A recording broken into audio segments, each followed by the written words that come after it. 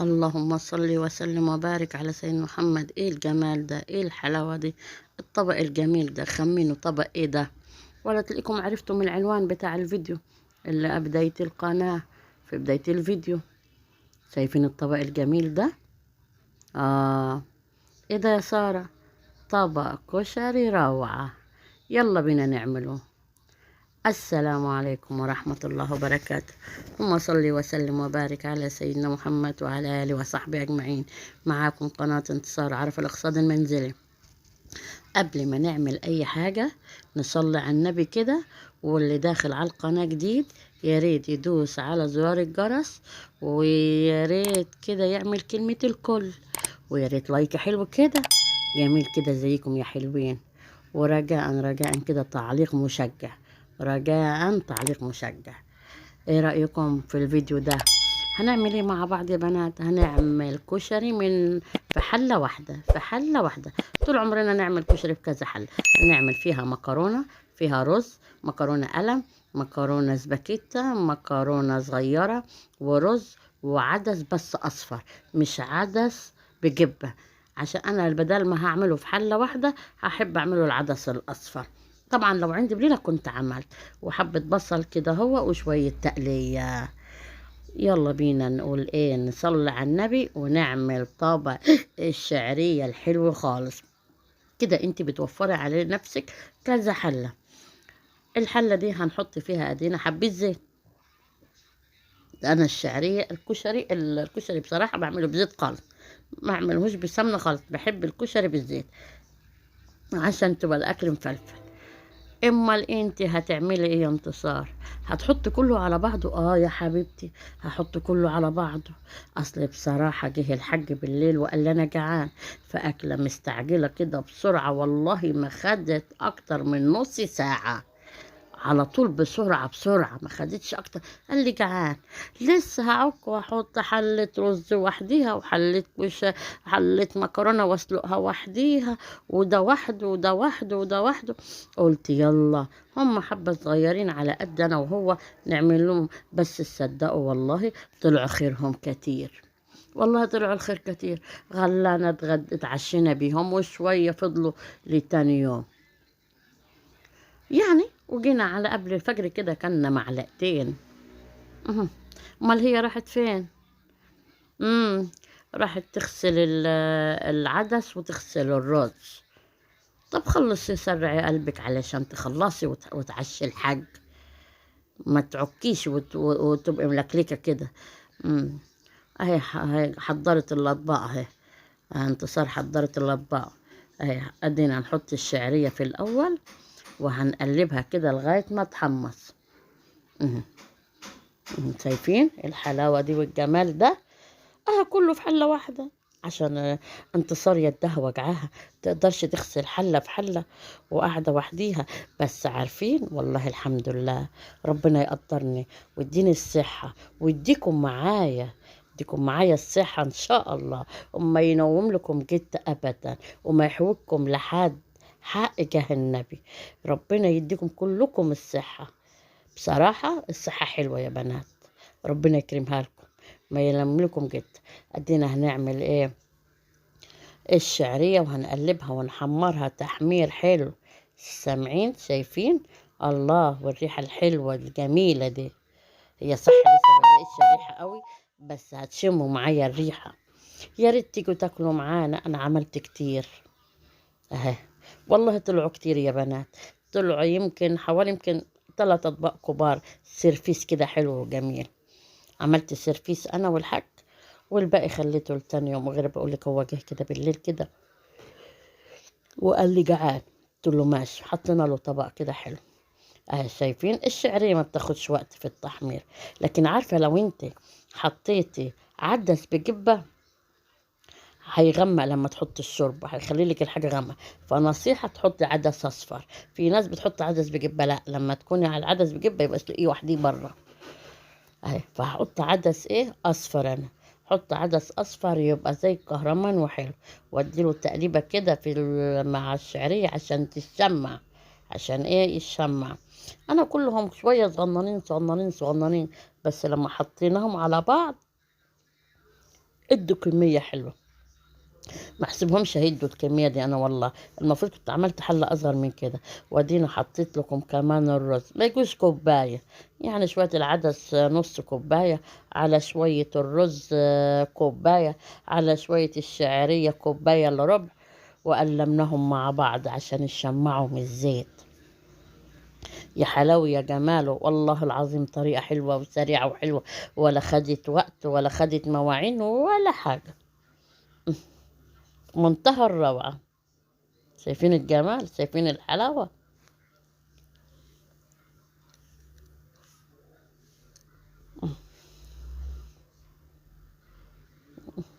طبعا انا رحت حضرت في كل طبق برضو شوية مكرونة، اللي هي المكرونة القلم، والمكرونة الايه الصغيرة الرفيعة دي الصغننة، عشان اسمه كشري. في كذا نوع من المكرونة، مكرونة سباكيتا، على مكرونة قلم، على مكرونة قص، الشعرية ما اسمها كشري. اهي شايفين المكرونة دي حبة صغيرين والله يا بنات، والله حبة صغيرين. أه. هحط دولة مع دولة واحطهم على النار واقلبهم. اول ما اقلبهم قلبتين احط عليهم كمان المكرونة البسباكيتا، ومش هنقلبهم، واستنوا شوفوا الموضوع هنعمل ايه. بس رجاء ما تجريش الفيديو، وشوفي كله لنهايته، وشوفي ايه الحلاوة والطعام اللي عاملاها القمر انتصار، واحدة واحدة. طب ما انت يلا حبيبتي، يلا حاطة يدك على خدك، ليه مكسلة تحطي لي لايك؟ انت تكسبي ثواب للناس اللي هتتفرج لما الفيديو ده يوصل لأعلى تعليقات او لايكات، ماشي؟ وانا بكسب ثواب بعلمكم، انا عارفاكم هتقولوا كلكم متعلمين، بس الانواع بتختلف والطرق بتختلف. يعني زمان احنا كنا نعمل الكشري دي ب60 حله، حلل حلل حلل حلل كده، ونكون مواعين. لكن شوفي كده لما تعمليهم في حله واحده. اه ولو كان عندك بليله في البيت يبقى دي وفرت. هروح اجيب لكم المكرونه الاسباجيتا كمان. اصبروا واستنوني كده لغايه ما اروح كده اجيب لكم المكرونه واجي لكم. برضو مش هاخد الكيس كله، هاخد شويه صغيرين منه.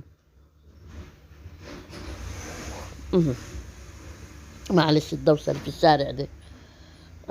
شايفين الكميه؟ يعني انا والله ما خدت الكيس كله، يعني نص الكيس اللي هي نص الكيلو خدت ربعه، النص الكيلو خدت ربعه. وانا بحاول ان ما اكترش، معيش حد.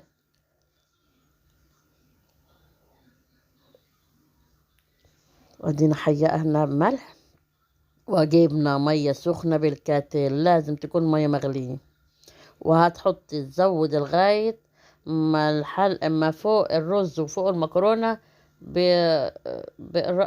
يعني بصي بنص صباع، مش هقول لك بقراءة، لا بنص صباع، علشان المكرونة تستوي حلو.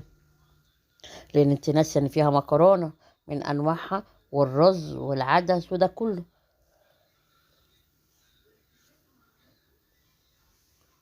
شايفين؟ ها، بقية المية يلا حطيها وخلصي اللي موجودة في البتاع دي. غطي على الحلة عشان تستوي. عندما تتشرب انقليها انت، انا بصي بقول لها انقليها يا انتصار وحطيها على العين الصغيرة عشان تتشرب. يلا بينا نروح نعمل البصلة. سمعت الكلام انتصار راحت تعمل البصلة في الكبة. امال فين خلاطك الاحمر يا انتصار؟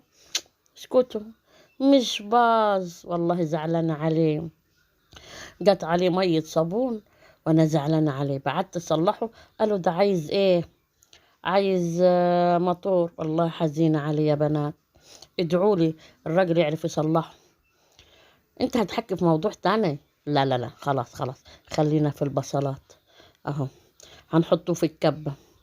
اهو يلا اضربيه. انا منع لكم صوت عشان صوت الخلاط يا بنات مضايقكمش. ما تكسرهمش خالص، كسيرة كده بسيطة. طب اهي سمعت الكلام، كفاية كده.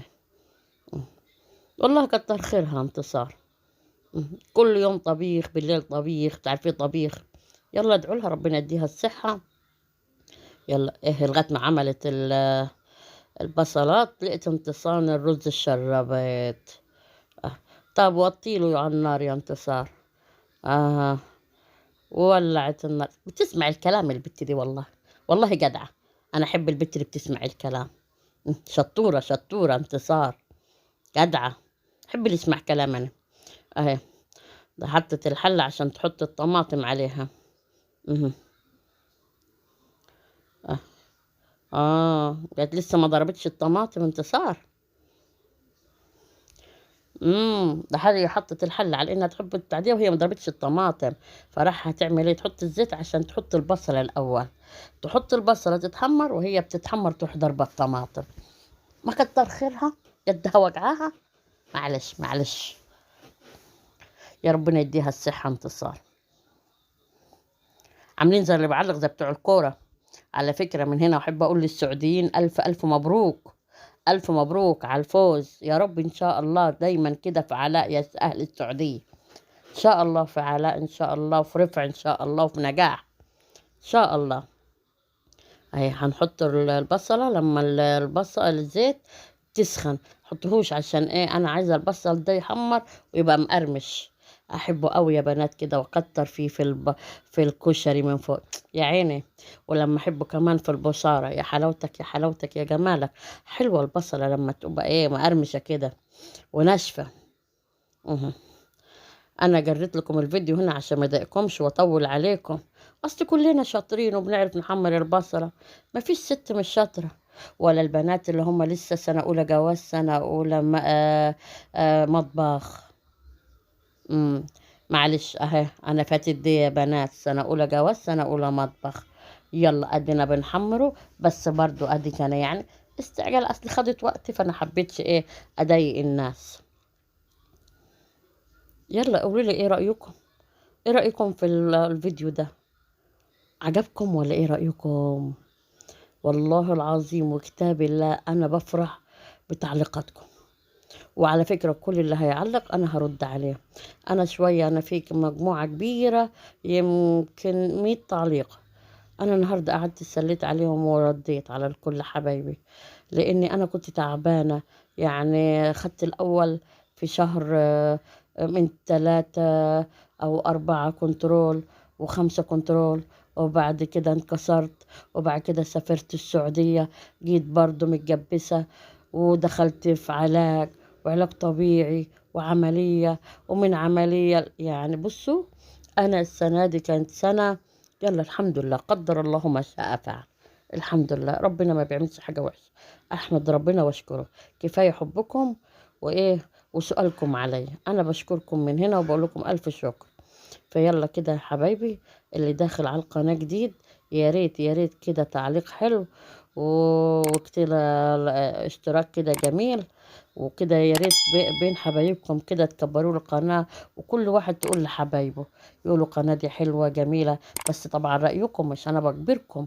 لا، أنا بقول لكم قولوا لرأيكم. ولو عجبتكم رجاء كده إيه تكتبي تعليق حلو ولايك حلو. أنا عايزة الفيديو ده يوصل ل100,000 إيه لايك. يا ريت حقك يا النبي. عايزة مشاركة في كل الفيديو القنوات، أو كل الانستجرامات. عايزة على الفيس، على الماسنجر، على الانستجرام. يا ريت حقك يا نبي. واللي دخل على القناة جديد يا بنات، يخش كده ويجرب كده، ويديها جولة كده في القناة ويشوف الفيديوهات. ويقول والله هيستفاد جدا. شوف البصلة اتحمرت ازاي وصفيناها بالمصفى. والزيت انا صفيته في الحلة، مش هرميه. لا، انا هصفيه وهستفاد بيه. يبقى كده استفدنا ولا لا؟ انا لو قلت احمر البصل الاول واخد الزيت بتاعها اللي اصفيه اعمل بيه الطماطم. اهي، جابت انتصار الحلة وحطت طماطم، وسابت البصلة دي يصفى وايه وتنشف عشان يبقى مقرمش وحلو. عشان تتعشى هي والحاج، ما لازم تعشيه. هتنومه كده؟ لا. الواحدة ملهاش غير بركة جوزها وأهل بيتها. ربنا يبارك لكم كل واحدة في صاحب بيتها يا رب، ويخلي لها جوزها حقك يا النبي يا رب. ايه رأيكم؟ مهم. راحت فين هي؟ ده راحت تجيب صلصة. ليه؟ علشان تبقى طعمها كده حلو. لو معلقتين صلصة حتى. مهم. راحت تجيب الصلصة، جيت لقيت الموبايل مطفي. تحسب الموبايل والع هي. فبعد كده بتبص لقيت الموبايل مطفي.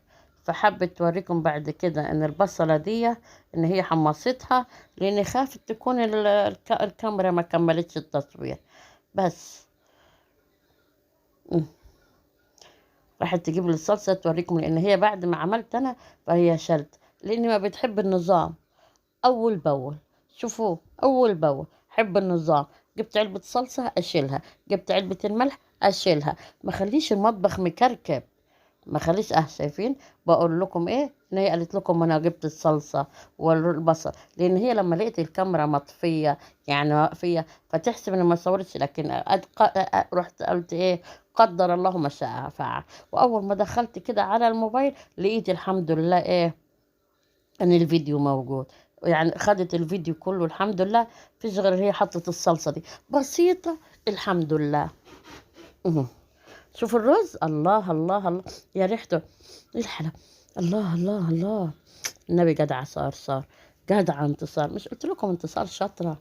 والله العظيم الحمد لله. بس انا عارفة حبايبي كلهم زي، واللي عايز يسألني على حاجة انا تحت امره والله. والله ما انا قصرت معاكم في الرد بس عشان والله كنت تعبانة، لكن الحمد لله. بس والله لسه يدي، وهروح للدكتور الاسبوع ده ان شاء الله، متابعة عملية ان شاء الله. يا رب اقدر وانا وجايه في الطريق اصور لكم تصوير او بث مباشر، يا ريت ادعوا لي. انا بدعي لكم ليل نهار والله العظيم، بحب كبير وصغير، بحبكم كلكم. ربنا يبارك لي فيكم حق جه النبي يا رب، وما يحرمني من متابعتكم للقناه. يا رب ما يحرمني من متابعتكم للقناه. انا بنصح كل حبايبي ان لازم كل القنوات تكتب اي يعني كلام حلو للمتابعين، لان انا بكبر بيكم. انا من غيركم ما اسويش حاجه، والله انا من غيركم ما اسوي حاجه. يعني انا المشتركات او المشاهدات او اي حاجه بيكم انتم، يعني انا ما اسويش حاجه بغير بيكم. وادعوا لي ان انا اقبض منها، والله والله نفسي اقبض منها. يلا الحمد لله. يا ربنا يكرمنا بدعواتكم ان شاء الله، ربنا يكرمني بيكم ان شاء الله. هنستنى لغايه التسبيكه ما تتسبك. علشان ايه؟ عشان نقدم الاكل للحاج عبد الفتاح يا بنات، جعان الراجل. يلا يا تسبيكه خلصي خلصي خلصي. شوف بقول لكم ايه، ادعوا ادعوا يا رب يا رب يا رب القناه تكبر. ادعوا لي معاكم، نبي ادعوا لي يا رب القناه كده تكبر كده ويبارك لي فيها حق جه النبي يا بنات يا رب. هي مش هتكبر غير بيكم، بلايكاتكم بتعليقاتكم. يا رب ما يحرمني منكم. يا رب كل اللي يعمل لايك حق النبي يديله حجة كبيرة كده ان شاء الله. يا رب يديله حجة كبيرة ان شاء الله. اهي قربنا كده نخلص الاكل، وهنخليه كله ايه زي العسل. يلا كده لايكات لايكات لايكات حلوة. يلا. واللي داخل على القناة جديد يا ريت كده ايه يدي جولة للقناة كده ويشوف لي كل الفيديوهات ويشوف كده. هي الأكلة كلها ما خدتش غير ساعة وربع، ساعة وربع. يعني أنا بقول لكم ما خدتش غير ساعة وربع الأكل. أهي خلص والله العظيم. بدأت من الساعة كام؟ الساعة 6 7:30 حطيت الأكل، يعني ما خدتش غير ساعة وربع يعني. وغسل المواعين والمطبخ وكله لما الدنيا، يعني مش مخلية معون. يعني انتوا هتشوفوني دلوقتي بعد ما اغرف طبق الكشري وانا احطه على الرخامه، مفيش حاجه، الرخامه زي الفل والمطبخ فل، وكمان كبيت ميه ومسحته خليته فل. شايفين المنظر اهو. يا رب تكونوا شايفينه كويس، يعني الفيديو عاجبكم. اهم حاجه رايكم انا عندي اهو. شايفين؟ يعني والله العظيم والله العظيم انا ما بجاملكم، انا رايي انتوا اهم حاجه. اه شايفين الحلاوه؟ والله وشغاله غصب يعني. والله يا بنات يعني انا حمل ان انا ماليش شهرين عامله العمليه، والدكتور قايل لي عايزه 3 اشهر 4 اشهر راحه، لكن انا ما اقدرش اسيب بيتي بدون اكل ولا بتاع دي، لان مرات ابني مش قاعده. فانا ما اقدرش. يعني قلبي حامي وما احملش ان انا اسيب بيتي او اسيب اي حاجه. يعني لو انا لدرجه ان لو لقيت وسخه في الارض ولا حاجه اكب واخدها بالمقشه الاول، وبعد كده بالمساحه، وبعد كده بالشرشوبه بصراحة. هنا هعبي الكوباية فيها حبة صلصة، واحط لهم شوية شطة ونص ليمونة، واقلبهم في بعض عشان تبقى دقة. لو كان عندي بليلة كنت عملت دقة خلي كمان من مية البليلة، بس انا قلت كده ده اكل كده سريع، لان الست الشاطرة اللي تعرف تدبر امورها. لان ده حاجته كله من البيت، ما جبتش حاجه من بره خالص، والله ما جبت اي حاجه، كله كان في البيت. العدس في البيت، والمكرونه في البيت، والرز في البيت، والطماطم في البيت، والصلصه في البيت، كله في البيت، ما جبتش حاجه من بره. بدل ما عندي حاجه. واصلا احنا نحب الكشري لو ما فيش عيش، هو ما كانش فيه عيش فالواحد يقول لك ياكل كشري وجنبيها التقليه دي. يعني بدل ما فيش بليله لازم بليله، لا مش لازم بليله. بس بس اهو ده اللي بحبه بقى. ايه رأيكم؟ ده عيش انا البصل دي في البصارة، وفي العدس احطه من فوق، وفي الكشري عيش ايه عيش ايه. انا ممكن البصل ده اكله ايه حاف وهو ناشف كده، امسكه بالمعلقة كده. عيش ايه البصل الناشف ده بحبه قوي. شايفين الجمال والحلاوة؟ شايفين منظر الطبق ده؟ على كده انا مش مجملها حلو يعني، على قد على ان انا تعبانة ومرهقة. اليوم ده انا كنت مرهقة جدا جدا، تعبانة بصراحة. شايفين المنظر جميل، روعة روعة. يلا كده حبايبي كده، اللي داخل على القناة جديد يا ريت كده لايك حلو كده، واشتراك وتعليق حلو كده يا رب. يلا كده ربنا يديكم الصحة وما يحرمني منكم ولا من تعليقاتكم الجميلة. شوفي نص الليمونة كمان عشان اللي عايز ليمون اهي. ايه رأيكم في الجمال ده يا بنات؟ اللي دخل على القناة في الصبح أقول له صباح الخير، واللي دخل وشاف الفيديو ده بالليل أقول له مساء الخير. ايه رأيكم في الطبق الحلو ده؟ الله الله، تعالوا اتفضلوا يلا تعشوا معانا أنا والحاج عبد الفتاح. ايه رأيكم؟ شايفين الجمال؟ م. يا رب يكون الفيديو عجبكم، وما كنش أنا ضيفة تقيلة عليكم، واكون مديكم كل اللي بتتمنوه. لو اي سؤال عايزينه انا تحت امركم. لو في تعليق او اي كلمة انا يعني برضى بيها. واستودعكم الله لا يضيع الله ودائعه.